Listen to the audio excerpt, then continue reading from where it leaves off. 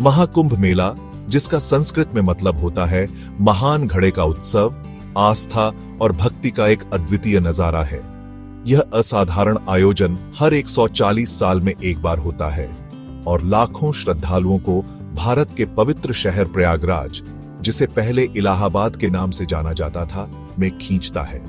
प्रयागराज 3 पवित्र नदियों गंगा, यमुना और पौराणिक सरस्वती के संगम पर स्थित है और महाकुंभ के दौरान मानवता के एक जीवंत कैनवास में बदल जाता है।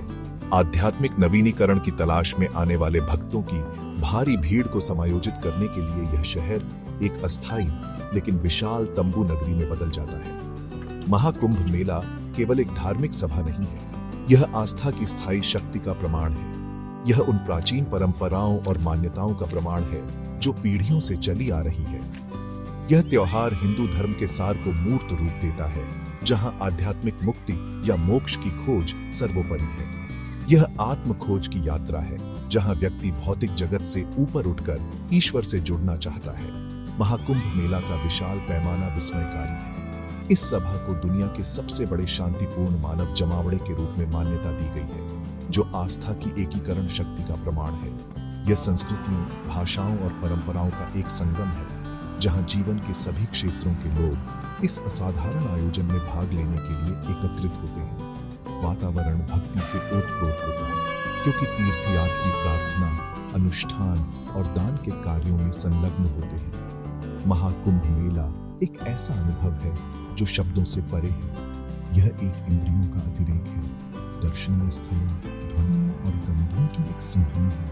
यह एक ऐसी यात्रा है जो उत्सव समाप्त होने के लंबे समय बाद तक आपके साथ रहती है, आपकी आत्मा पर एक अमिट छाप छोड़ती है। महाकुंभ मेला की उत्पत्ति पौराणिक कथाओं और प्राचीन विद्या में डूबी हुई है। रामायण, महाभारत और विभिन्न पुराणों जैसे हिंदू धर्म ग्रंथों में कुंभ मेले के अनेक संदर्भ मिलते हैं, जो इसके प्राचीन और पवित्र महत्व को उजागर करते हैं। ये ग्रंथ देवताओं और असुरों द्वारा समुद्र मंथन यानी ब्रह्मांडीय सागर के मंथन की कथा सुनाते हैं। एक पौराणिक घटना जिसके परिणाम स्वरूप अमृत नामक अमृता का अमृत उत्पन्न हुआ। किंवदंती के अनुसार अमृत के अधिकार को लेकर संघर्ष छिड़ गया, जिसके दौरान अमृत की कुछ बूंदें पृथ्वी पर 4 स्थानों पर गिरी: प्रयागराज, हरिद्वार, उज्जैन और नासिक। ये स्थान पवित्र स्थल बन गए। माना जाता है कि ये दिव्य अमृत की शक्तिशाली ऊर्जा से ओतप्रोत है। कहा जाता है कि कुंभ मेला इस खगोलीय घटना का स्मरणोत्सव है, एक ऐसा समय जब आध्यात्मिक विकास के लिए खगोलीय संरेखण विशेष रूप से शुभ होता है। प्राचीन ग्रंथ कुंभ मेले के ऐतिहासिक संदर्भ की एक झलक प्रदान करते हैं, जो हिंदू ब्रह्मांड विज्ञान और पौराणिक कथाओं में इसकी गहरी जड़ों को प्रकट करते हैं। यह त्योहार इन प्राचीन आख्यानों की स्थायी शक्ति का प्रमाण है, जो आज भी लाखों लोगों की मान्यताओं और प्रथाओं को आकार देते हैं। ये कहानियां पीढ़ियों से चली आ रही हैं, अच्छाई और बुराई के बीच शाश्वत लड़ाई और आध्यात्मिक ज्ञान प्राप्त करने के महत्व की याद दिलाती है। इसलिए महाकुंभ मेला एक प्रतीकात्मक यात्रा बन जाती है, उन स्थानों की तीर्थ यात्रा जहां कभी देवताओं और राक्षसों ने अमृता के लिए लड़ाई लड़ी थी। महाकुंभ मेला का समय मनमाना नहीं है। यह आकाशीय गतियों और ज्योतिषीय विन्यासों से जटिल रूप से जुड़ा हुआ है। हिंदू ज्योतिष शास्त्र उत्सव की सटीक तिथियां निर्धारित करने में महत्वपूर्ण भूमिका निभाता है, जो तब आयोजित किया जाता है जब बृहस्पति मेष राशि में प्रवेश करता है और सूर्य कुंभ राशि में प्रवेश करता है। यह दुर्लभ ग्रह संरेखण, जो हर 140 साल में एक बार होता है, माना जाता है कि एक अत्यधिक शुभ और आध्यात्मिक रूप से आवेशित वातावरण बनाता है। ग्रहों और तारों का खगोलीय नृत्य हिंदू परंपरा में गहरा महत्व रखता है।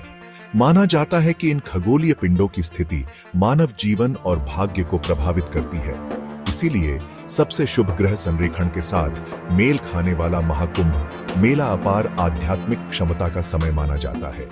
ज्योतिष पर जोर ब्रह्मांड और मानव अस्तित्व के बीच अंतर संबंध पर प्रकाश डालता है, जो हिंदू धर्म में एक मूलभूत अवधारणा है। इसलिए महाकुंभ मेला केवल एक पार्थिव घटना नहीं है, बल्कि एक ब्रह्मांडीय घटना है, एक ऐसा समय जब आध्यात्मिक जागृति के लिए आकाश एक प्रवेश द्वार बनाने के लिए संरेखित होते हैं। हिंदू ज्योतिषियों द्वारा किए गए आकाशीय गतियों की सटीक गणना और व्याख्या हिंदू परंपरा में समय और शुभता को दिए जाने वाले महत्व को रेखांकित करती है। इस प्रकार महाकुंभ मेला ब्रह्मांड और मानव अस्तित्व के बीच इस जटिल संबंध का एक उत्पाद बन जाता है, जो ब्रह्मांड की दिव्य लय का उत्सव है।